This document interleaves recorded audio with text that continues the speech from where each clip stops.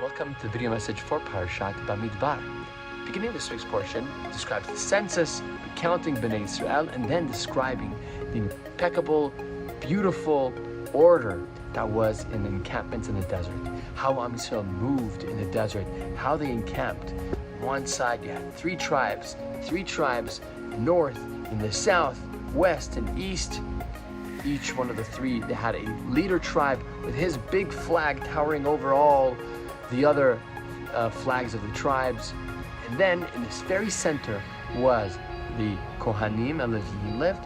The epicenter was the Mishkan, the tabernacle, the moving temple in the desert. Now, why did Am Yisrael need to have flags? So the Midrash explains that Am Yisrael, where did they get this idea from? They were at the revelation at Sinai. The angels that came down to be present at the momentous occasion of receiving the Torah, they had flags that they carried. Now, Am Yisrael saw that they had flags, and they also desired, a great desire to have flags too. What does that mean, though? What is angels doing with flags, and why did Am Yisrael desire them so much? So, we know that an angel is a messenger of Hashem. He does the will of Hashem, and he has a specific mission that he can do. He can't do two missions at one time. Carrying a flag is a mission statement, saying what division in the army I am. You can wear that flag on your lapel, and it tells you that he belongs to the Modi'in, to the intelligence. So now he can't go and ride a tank because that's not his mission. His mission now is to reconnaissance, is to collect information. And that's the same way that the Malachim, the angels, each one had their own task to do. Am Yisrael also desired. Each tribe wanted to know, okay, we don't want to just all march, like sometimes you see the Chinese army, they're all marching in a formation order, hundreds of thousands of soldiers all walking together in the same exact movements, they're all repetitive.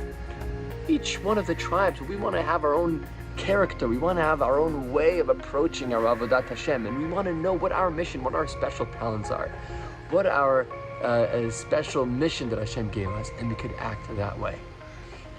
Really, originally they were not supposed to get flags, but since they desired to know what their life mission is and to act in that way, Hashem says, you know what, now you'll have your flag.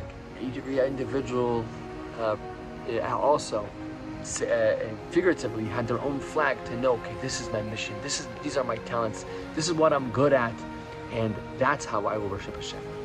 But a certain place where it comes to the mitzvot, to the Mishkan, to the very essence of serving of Hashem, over there everyone was equal, and everyone was able to come together and share in their common identity. So you had a common ground, which was the Mishkan, which had no flags above, and then you had the individual tribes, each one had their own character trait, and each one was able to get along and live in peace and achdut and in unity.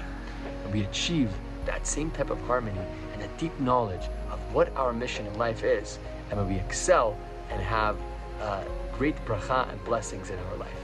Wishing you a Shabbat Shalom.